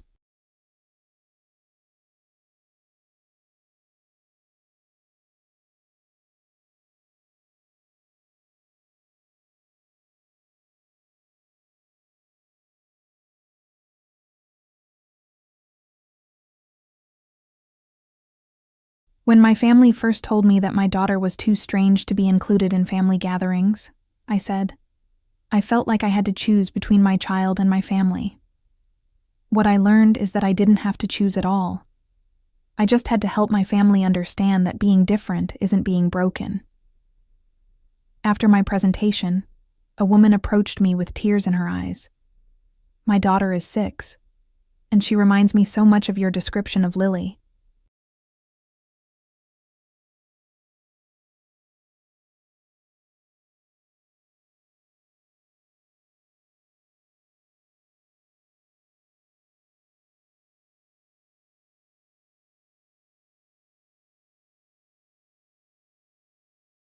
My husband's family has been saying similar things about her being difficult, and it's strange.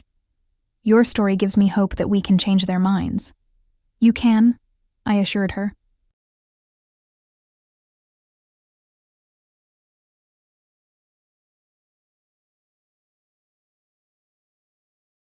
It takes time and patience and a lot of education.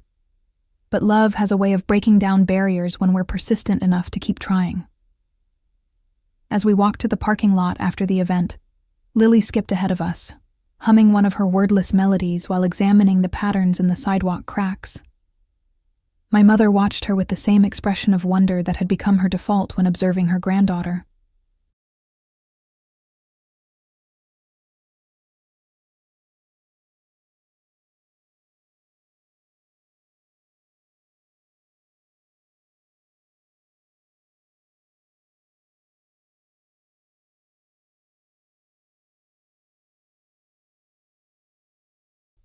She's teaching us all how to see the world differently, my mother said.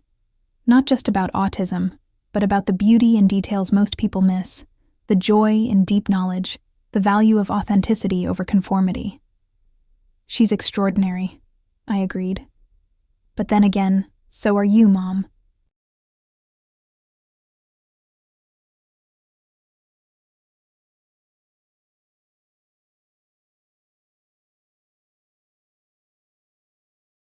So are all of us, in our own ways. That evening, as I tucked Lily into bed, she looked up at me with those wise blue eyes and said, "Mama, I'm glad we're the same kind of different." "Me too, baby," I whispered, kissing her forehead. "Me too." As I turned off her light and closed her door, I reflected on how far we'd all come.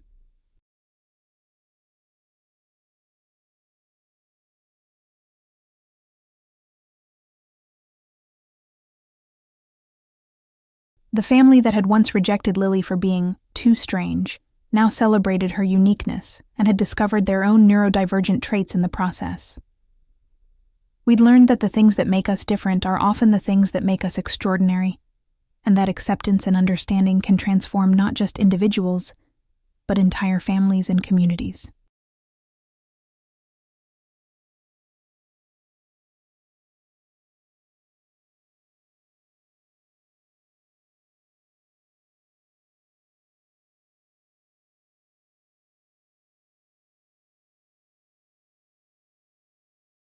Sometimes the most beautiful truths are hiding in plain sight, waiting for someone brave enough to look past the surface and see the gifts that differences can bring.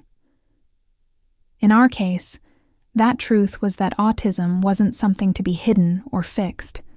It was something to be understood, supported, and celebrated. And now, every family gathering is filled with the laughter and joy that comes from people who know they're loved exactly as they are.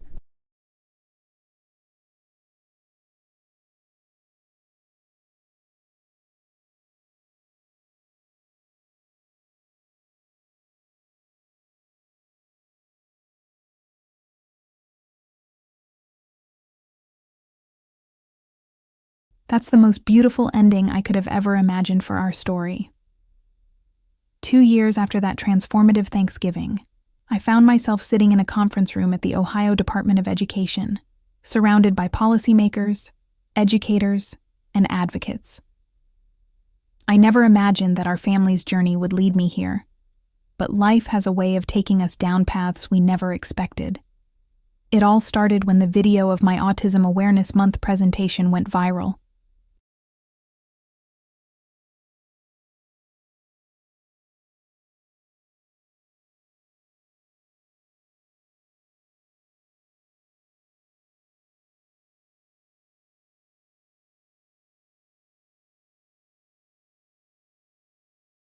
Someone had recorded it and shared it on social media, and within weeks, it had been viewed over 1 million times.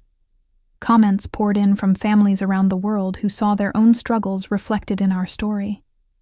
"This is exactly what happened to my family," wrote one mother from California.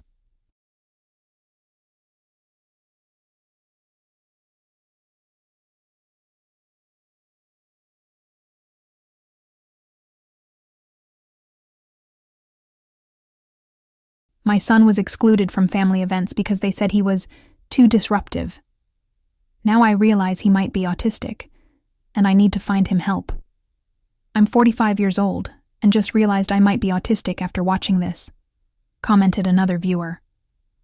"I've spent my whole life thinking I was broken. Thank you for showing me there's another explanation." The response was overwhelming, and it caught the attention of autism advocacy organizations across the country.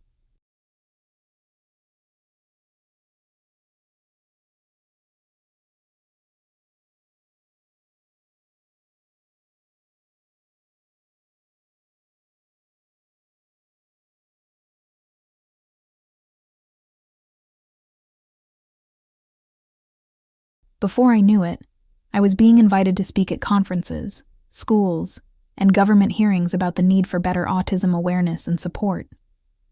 But the invitation that meant the most came from an unexpected source: David, Lily's father. I hadn't heard from him since he'd walked out when I was pregnant, nearly 6 years earlier. Then one day, his name appeared on my phone screen. Emma. His voice was hesitant, uncertain. I saw your presentation online.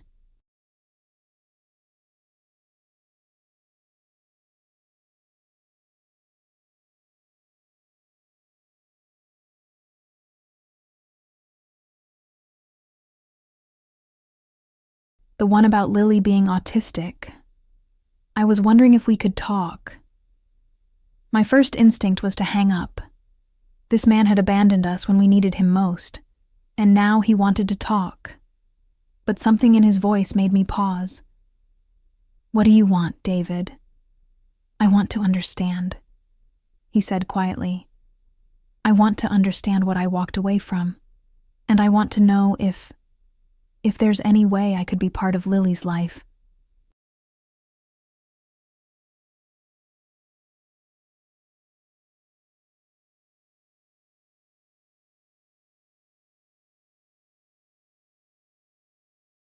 "If you'll let me." We met at a coffee shop near my work, a neutral territory where I could escape if the conversation went badly. David looked older, more worn than I remembered, but there was something different in his eyes, a depth that hadn't been there before. "I've been thinking about what you said in that video," he began, "about how autism is genetic, how it runs in families."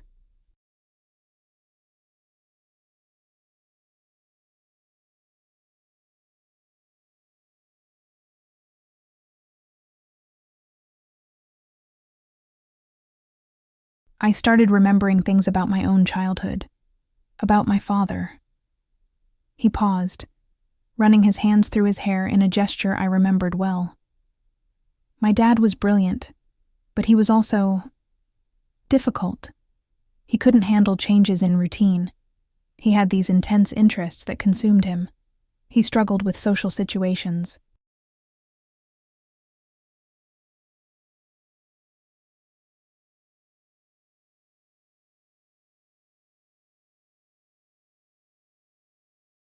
My mother always said he was just particular or eccentric. But watching your presentation, I started wondering if maybe there was more to it.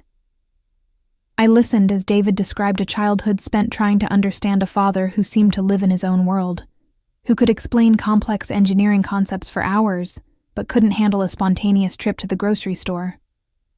"When I found out you were pregnant," David continued, "I panicked.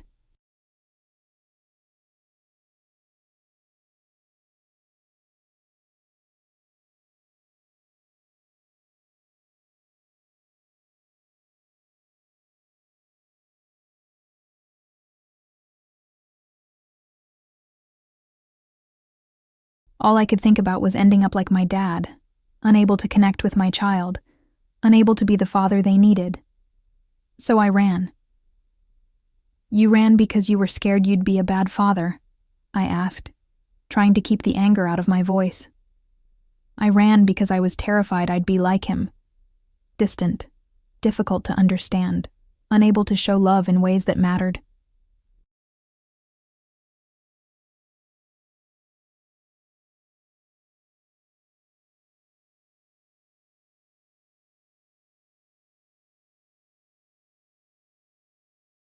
"I thought Lily would be better off without me." David went on to explain that he'd spent the past few years in therapy, working through his own issues and trying to understand his relationship with his father. When he saw my presentation, Everything had clicked into place. "I think my dad was autistic," he said. "And I think I might be too."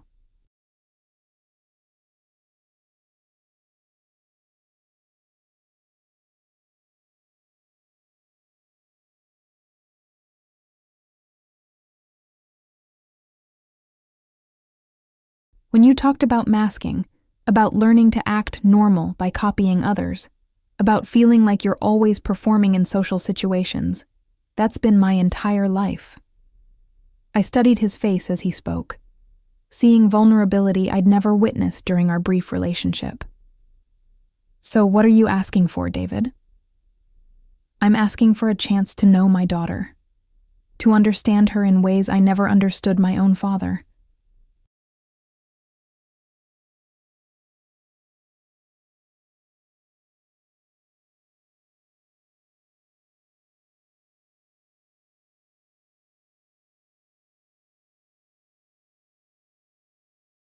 "I know I don't deserve it after walking away, but I want to try to be the parent she deserves."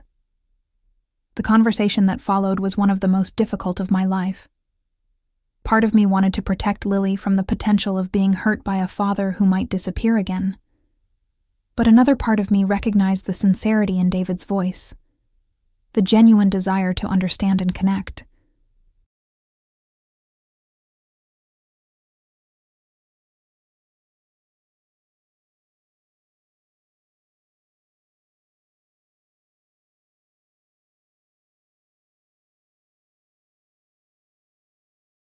"If you want to be part of Lily's life," I said finally, "you need to understand that she comes exactly as she is.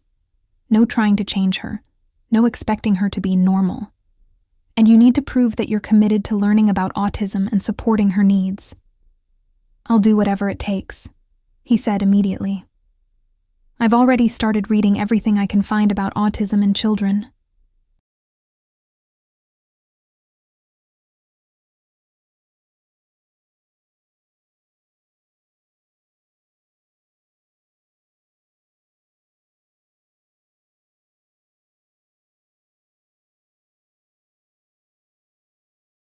"I want to understand her world."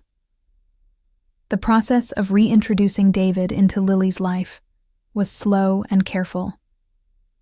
We started with supervised visits at my mother's house, where Lily felt most comfortable. I was amazed by how naturally she took to him, as if some part of her recognized their connection. "Daddy," she said during their second visit, using the title she'd never had a chance to use before. "Do you like butterflies?"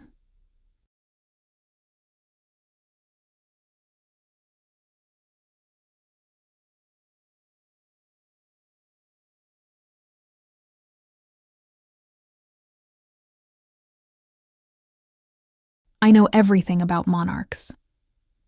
David's eyes filled with tears as he listened to her explain migration patterns with the same intensity and passion that had once overwhelmed him. But instead of being frightened by her differences, he was fascinated. "She's incredible," he told me afterward. "The way her mind works, the connections she makes, it's beautiful."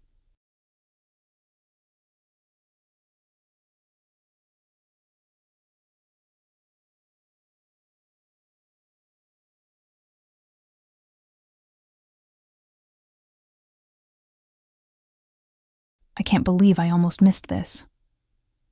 As the months passed, David not only bonded with Lily, but also began his own journey of self-discovery. He pursued an autism evaluation and, like the rest of us, received confirmation of what he'd suspected. "It explains so much about my relationship with my father," he told me. "We were both autistic, but neither of us knew it. We struggled to connect because we were both trying to be something we weren't."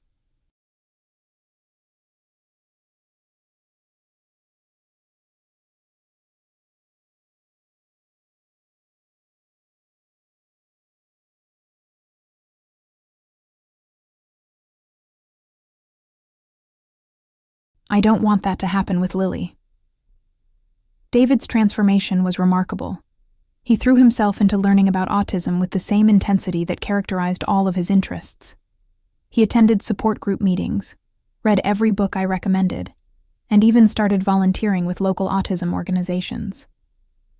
But perhaps the most meaningful change was in his relationship with his own father, who was still alive and living in a nearby assisted living facility.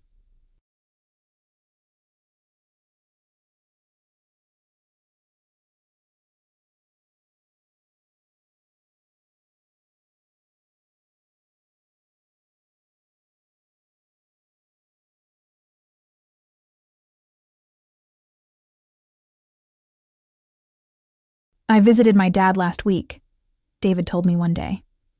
For the first time, instead of trying to have a normal conversation, I asked him about his special interests. "Did you know he's memorized the complete works of Shakespeare?"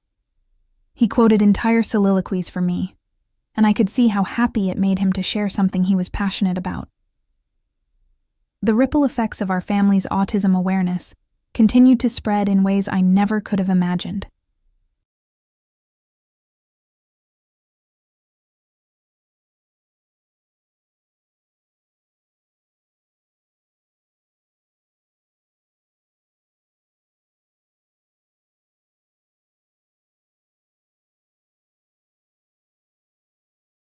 My mother had become a sought-after speaker on late-diagnosed autism in women, helping countless others find explanations for lifelong struggles.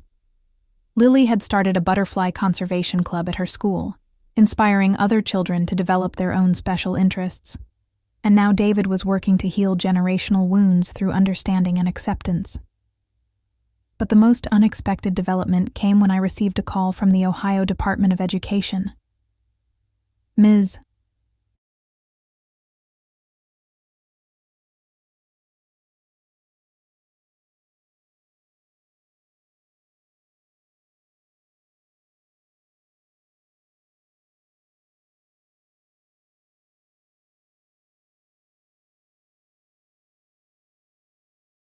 Mitchell," the voice on the phone said, "we've been following your advocacy work, and we have a proposition for you. We're developing new guidelines for supporting autistic students in public schools, and we'd like you to be part of the committee developing these policies." That's how I found myself in that conference room, representing not just my own family's experience, but the experiences of thousands of families like ours.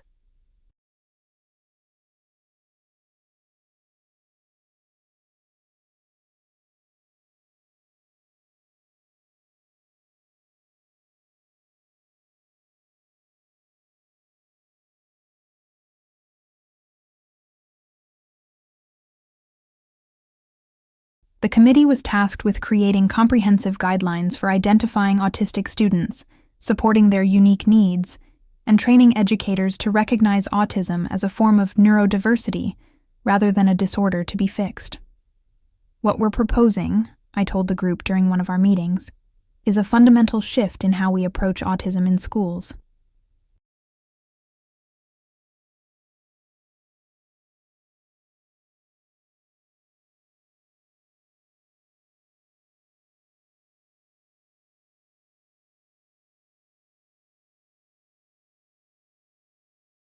Instead of trying to make autistic students conform to neurotypical expectations, we need to create environments where their strengths can flourish and their differences are accommodated. The work was challenging but incredibly rewarding. We were designing policies that would ensure children like Lily would have access to appropriate supports, understanding teachers, and educational environments that celebrated rather than suppressed their neurodivergent traits.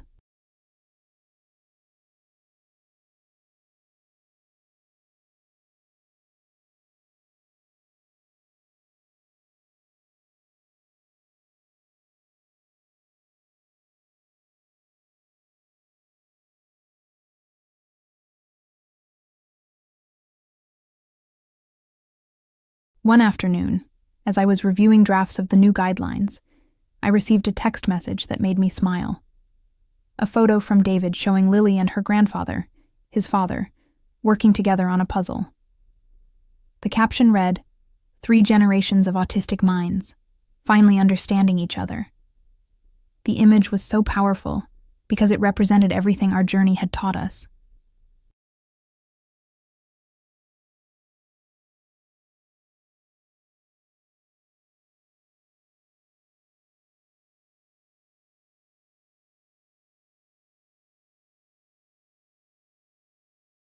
Autism wasn't a tragedy or a disorder to be cured.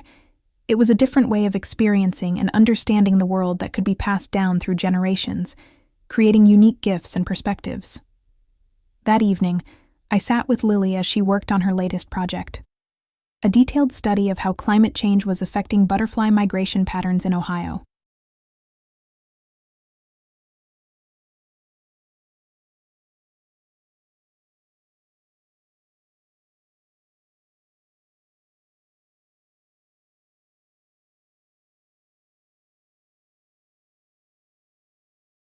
Her focus and dedication reminded me of my mother organizing buttons as a child, of David's father memorizing Shakespeare, of my own intense interests that had once been labeled as too much. "Mama," Lily said, looking up from her charts. "Mrs. Rodriguez says I might be able to present my butterfly research to the state environmental scientists. Is that true?" "It might be, sweetheart."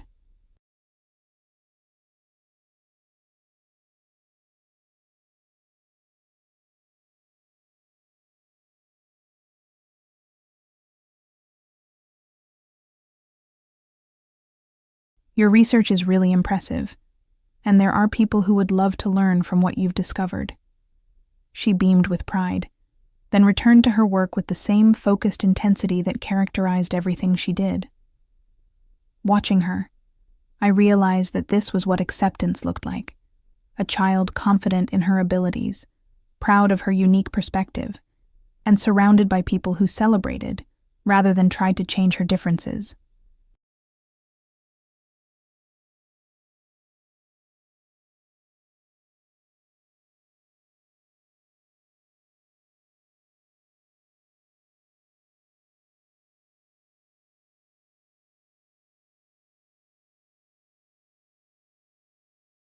The following month, our policy recommendations were approved by the State Education Board. Schools across Ohio would now be required to implement autism-friendly practices, train teachers in neurodiversity awareness, and provide appropriate supports for autistic students.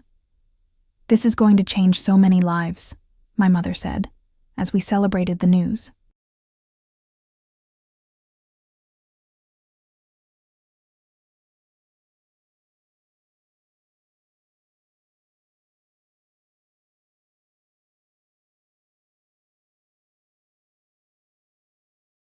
Children like Lily will grow up in schools that understand and value their differences instead of trying to suppress them. And teachers will be better equipped to recognize autistic students who might otherwise be missed," I added, thinking about all the undiagnosed autistic children who were labeled as behavioral problems or academic failures simply because their needs weren't understood.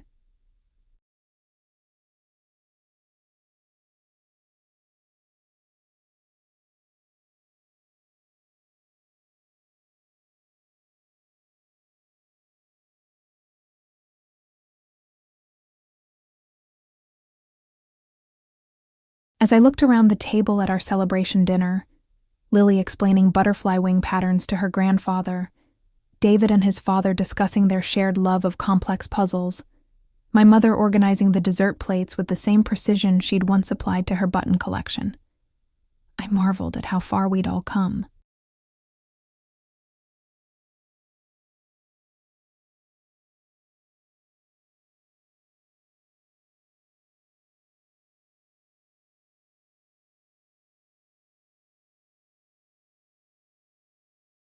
What had started as a family crisis over a child being too strange had transformed into a movement that was changing policies and attitudes across our state. But more than that, it had healed generational wounds and created connections that had never existed before. That night, as I tucked Lily into bed, she looked at me with those wise blue eyes that had seen so much growth and change in our family. "Mama, I'm glad Daddy came back to understand me."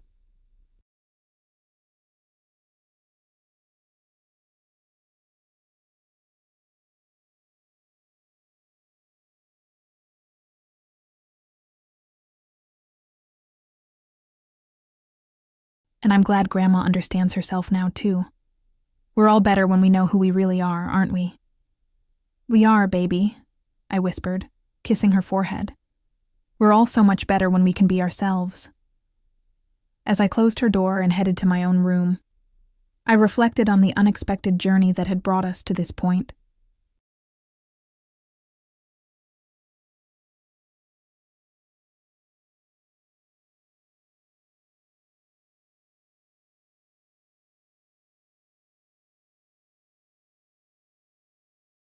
Sometimes the things that threaten to tear families apart can actually bring them closer together, if we're brave enough to look past our fears and embrace understanding.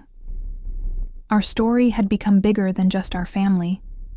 It had become a catalyst for change that would benefit thousands of other families facing similar struggles.